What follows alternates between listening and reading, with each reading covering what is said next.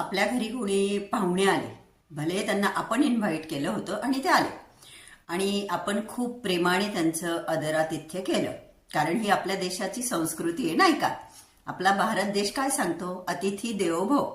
तर आपण खूप छान त्यांचं वेलकम केलं, त्यांचं स्वागत करण्यात आपण कुठेच कमी केली नाही.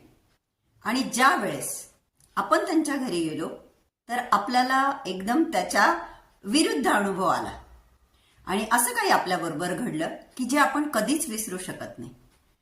इतकं वाईट की आपण विचार करतो की ह्या व्यक्तीच्या दारात मी परत कधीच येणार नाही.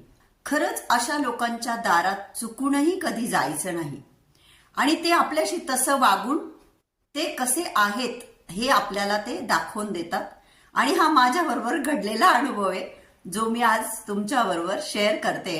आणि त्या गोष्टीसाठी मी कायम स्वतःला दोष देते की मी का गेली तिथे.